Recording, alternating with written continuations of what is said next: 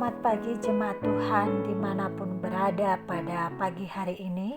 Salam damai sejahtera bagi kita sekalian. Di pagi hari ini kita kembali merenungkan firman Tuhan yang terambil dari 2 Timotius pasal 4 ayat 17 sampai 18. Demikian tertulis. Tetapi Tuhan telah mendampingi aku dan menguatkan aku, supaya dengan perantaraanku Injil diberitakan dengan sepenuhnya dan semua orang bukan Yahudi mendengarkannya. Dengan demikian aku lepas dari mulut singa, dan Tuhan akan melepaskan aku dari setiap usaha yang jahat. Dia akan menyelamatkan aku, sehingga aku masuk ke dalam kerajaannya di sorga. Baginya lah kemuliaan selama-lamanya. Amin. Saudaraku yang terkasih, ada satu tema besar yang terus menjadi topik perbincangan berkelanjutan di tengah kehidupan umat manusia.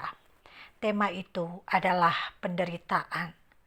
Kita sama-sama tahu, siapapun di planet bumi ini tidak ada yang mau menderita.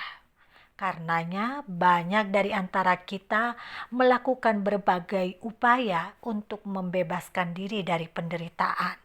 Misalnya kita merawat tubuh, mengatur pola hidup yang sehat, dan melakukan berbagai strategis kehidupan lainnya demi membebaskan diri dari penderitaan. Namun sayang beribu sayang, dari sekian upaya bahkan perlawanan yang kita lakukan kepada penderitaan, tetap saja penderitaan itu mengenai kita. Ada yang dampaknya fatal, ada juga yang tidak. Disebut fatal ketika penderitaan itu meruntuhkan percaya diri kita dan bahkan membuyarkan iman kita kepada Tuhan. Saudaraku yang terkasih, atas sebuah penderitaan kita sering jatuh pada pertanyaan tentang mengapa ada penderitaan dan mengapa Tuhan tidak menolong di tengah-tengah penderitaan yang kita hadapi. Bagi kita yang pernah menghabiskan waktu dengan pertanyaan demikian, kita pun sering bertemu dan berhadapan dengan jalan buntu. Karena terkadang ada banyak penderitaan yang tidak terjawab dengan mudah. Sebab kunci jawaban atas semua pengalaman dalam semesta ini ada dari Tuhan pencipta segalanya. Dengan demikian, hanya Tuhan yang tahu jawaban pasti atas apa yang terjadi dan mengapa terjadi, termasuk tentang penderitaan. Jika kita memaksakan diri menjawab semua pertanyaan itu, bisa jadi menjadi awal sebuah kejatuhan, karena kita menggantikan posisi Allah. Saking tidak ada jawaban atas pertanyaan-pertanyaan besar kita, terkadang juga kita menyederhanakan penderitaan itu dan kita menjawabnya penderitaan ada karena hukuman akibat dosa. Akhirnya kita pun mengalami kehidupan yang terintimidasi dan kita kehilangan sukacita. Padahal Tuhan tidak menghendaki demikian. Kita juga tahu penderitaan itu tidak selalu karena hukuman Tuhan atas sebuah dosa. Benar, ada banyak penderitaan yang disebabkan oleh karena dosa dan kesalahan kita. Namun, ada juga penderitaan oleh karena unsur-unsur alamiah, misalnya tubuh yang semakin menua. Dan tidak sedikit orang menderita karena mempertahankan iman serta kebenaran yang ia pegangi. Saudaraku yang terkasih, dalam sebuah penderitaan akan jauh lebih baik untuk bertanya tentang bagaimana respon kita yang tepat atas penderitaan yang terjadi.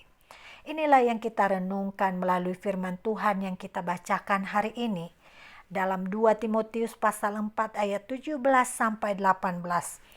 Paulus meresponi penderitaan dengan memberi makna.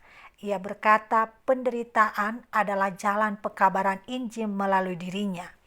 Melalui penderitaannya, Tuhan mendemonstrasikan kuasanya hingga banyak orang mendengarkan Injil melalui Paulus. Dalam hal ini, Paulus tidak menyangkali kesulitan yang dihadapi. Ia sering masuk keluar penjara dan banyak orang yang mencegatnya.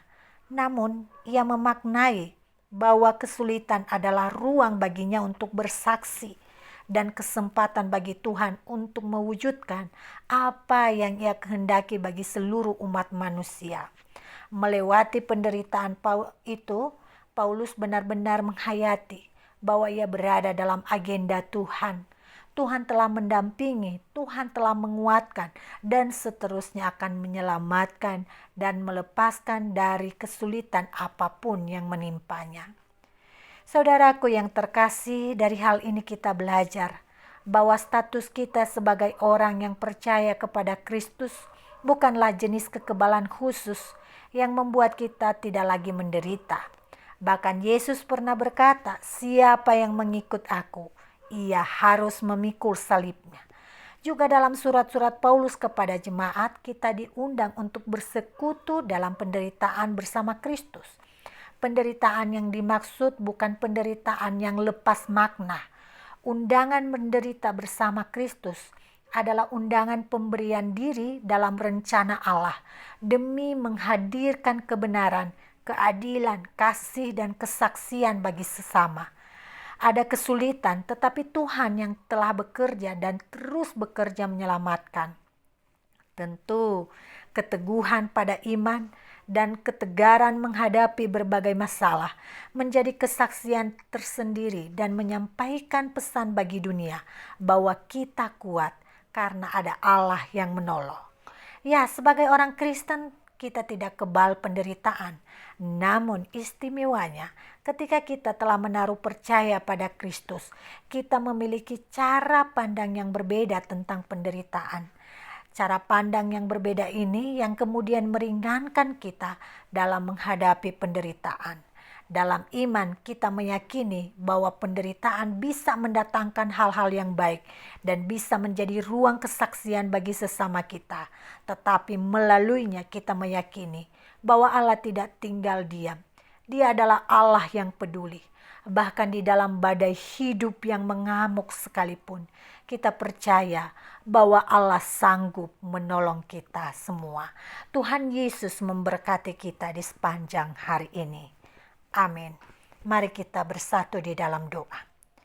Terima kasih Bapa yang baik, kami bersyukur untuk firman-Mu yang meneguhkan hati kami, bahwa dalam kesulitan apapun yang kami hadapi, kami bisa menjadikan itu sebagai ruang bersaksi dan kami bisa memaknainya dengan berbagai makna yang positif yang membangun kehidupan kami sambil menantikan pertolongan dan meletakkan iman yang kuat bahwa Engkau bersama kami untuk melewati segalanya.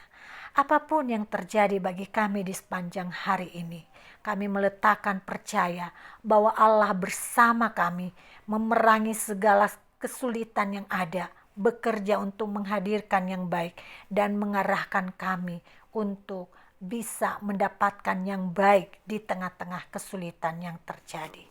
Di dalam nama Yesus Kristus kami mohon kekuatan-Mu. Biarlah kekuatan Allah yang menopang kehidupan kami. Amin.